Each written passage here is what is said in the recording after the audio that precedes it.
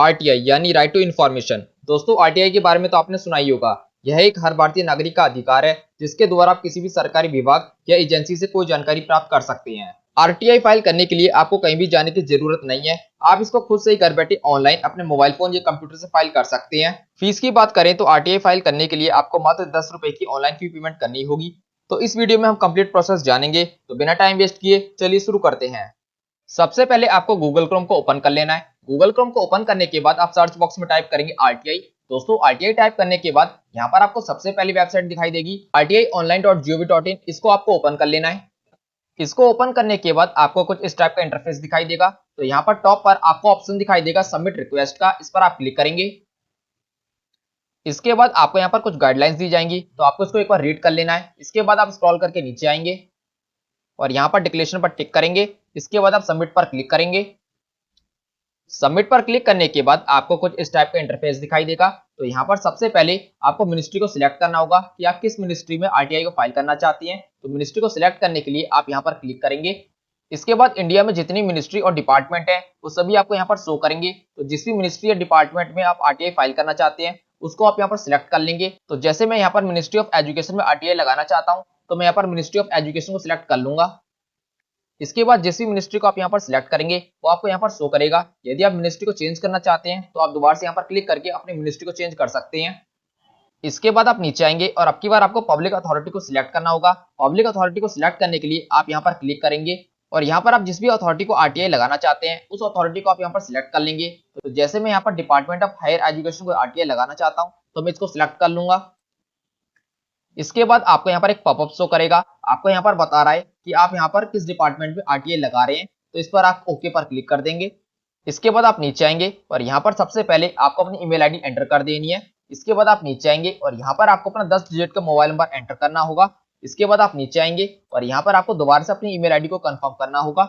इसके बाद आप नीचे आएंगे, आपका जो भी नाम है वो आप यहाँ पर टाइप कर देंगे। आप यहाँ पर अपना फर्स्ट नेम, मिडिल नेम और लास्ट नेम तीनों यहीं पर फाइल करेंगे। इसके बाद आप नीचे आएंगे, यहाँ से आप अपना जेंडर सिलेक्ट कर लेंगे कि आप मेल हैं या फीमेल। इसके बाद आप नीचे आएंगे और यहाँ पर आपको अपना कंप्लीट एड्रेस फिल कर देना है। आपका जो भी हाउस नंबर है, ब्लॉक नंबर है, एरिया, स्ट्रीट जो भी लगता है वो सब आप यहाँ पर फिल करेंगे। इसके बाद आप नीचे आएंगे और यहाँ पर आपको अपने एरिया का पिन कोड एंटर कर देना है। इसके बाद आपको यहाँ पर कंट्री सिलेक्ट करनी है। तो कंट्री हमारी इंडिया पहले से सिलेक्ट है तो हम यहाँ पर कोई भी चेंजेस नहीं करेंगे। इसके बाद हम नीचे आएंगे और यहाँ पर आपको अपना स्टेट सिलेक्ट करना होगा। तो इंडिया में जितने भी स्टेट हैं वो सभी आपको यहाँ पर शो कर रहे हैं। तो यहाँ से आप अपने स्टेट को सिलेक्ट कर लेंगे। इसके बाद आप नीचे आएंगे और आपसे यहाँ पर पूछ रहा है कि आप रूरल एरिया में रहते हैं या फिर अर्बन एरिया में, तो हम यहाँ पर अर्बन को सिलेक्ट कर लेंगे। इसके बाद हम नीचे आएंगे और हमसे यहाँ पर एजुकेशन स्टेटस पूछ रहा है कि आप लिटरेट हैं या फिर इलिटरेट, मींस आप पढ़े लिखे हैं या फिर अनपढ़ हैं, तो हम यहाँ पर लिटरेट को सिलेक्ट कर लेंगे। इसके बाद आपसे यहाँ पर पूछ रहा है कि आप कितने पढ़े लिखे हैं, आप 12वीं पास है या फिर आप 12वीं से कम पढ़े लिखे हैं या फिर आप एबव ग्रेजुएट हैं, तो हम यहाँ पर ग्रेजुएट को सिलेक्ट कर लेते हैं। इसके बाद आप नीचे आएंगे और यहाँ पर आप अपना एक मोबाइल नंबर एंटर कर देंगे। इसके बाद आप स्क्रॉल करके नीचे आएंगे, यहाँ पर आपसे सिटीजनशिप पूछ रहा है। तो हमारी जो सिटीजनशिप है वो इंडियन है, तो हमारे यहाँ पर इंडियन पहले से सिलेक्ट है तो हम यहाँ पर कोई भी चेंजेस नहीं करेंगे। इसके बाद आप नीचे आएंगे और यहाँ पर आपसे पूछ रहा है क्या बिलो पॉवर्टी लाइन है, मींस आप गरीबी रेखा के नीचे हैं। यदि है तो आप यस पर टिक करेंगे, अदरवाइज आप नो पर टिक करेंगे। तो हम यहाँ पर नो पर टिक कर देते हैं। इसके बाद हम नीचे आएंगे और यहाँ पर आपको एक बड़ा सा बॉक्स दिखाई देगा। यहीं पर आपको अपना कंप्लीट मैटर टाइप करना है, मींस जो भी आपकी प्रॉब्लम है या फिर आप डिपार्टमेंट से कुछ जानकारी प्राप्त करना चाहती हैं तो वो डिटेल्स आप यहीं पर एंटर करेंगे। साथ ही आपको इस बात का भी ध्यान रखना है कि जो मैटर आप यहाँ पर टाइप करेंगे उसमें केवल आपके अल्फाबेट्स होने चाहिए, नंबर्स होने चाहिए और जो स्पेशल कैरेक्टर आपको यहाँ पर बताए गए हैं केवल आप इन्हीं का यूज करें। यदि आप इन स्पेशल कैरेक्टर के अलावा किसी और स्पेशल कैरेक्टर का यूज करते हैं तो आपकी एप्लीकेशन सबमिट नहीं होगी, आपको यहाँ पर बार बार एरर शो करता रहेगा। तो आपको इस बात का ध्यान रखना है। इसके बाद आप नीचे आएंगे और यदि आप कोई सपोर्टिंग डॉक्यूमेंट अपलोड करना चाहते हैं तो वो आप चूज फाइल पर क्लिक करके यहाँ पर अपलोड कर सकती हैं। आपको इस बात का ध्यान रखना है कि आप जो डॉक्यूमेंट यहाँ पर अपलोड करेंगे वो पीडीएफ फॉर्मेट में होना चाहिए और उसका जो मैक्सिमम साइज होना चाहिए वो 1 MB तक होना चाहिए। इसके बाद आप नीचे आएंगे और यहाँ पर कैप्चा को फिल करेंगे और इसके बाद आप मेक पेमेंट पर क्लिक करेंगे। इसके बाद आप ओके पर क्लिक करेंगे।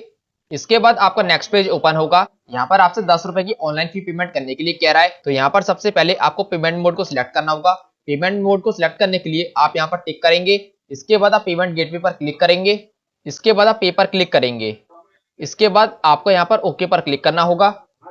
इसके बाद आपका पेमेंट गेटवे ओपन हो जाएगा। यहाँ पर आपको 10 रुपए की ऑनलाइन फी पेमेंट करनी होगी। पेमेंट कंप्लीट करने के बाद आपकी आरटीआई यहाँ पर सबमिट हो जाएगी। साथ ही आपको एक आरटीआई रिक्वेस्ट रजिस्ट्रेशन नंबर भी मिल जाएगा। इस नंबर को आपको सेव करके अपने पास रख लेना है। इसके बाद यदि आप अपनी एप्लीकेशन का स्टेटस चेक करना चाहते हैं या फिर देखना चाहते हैं कि आपकी आरटीआई का क्या रिप्लाई आया है, तो आपको सेम स्टेप्स फॉलो करने होंगे। सबसे पहले आपको होम पेज पर आ जाना है।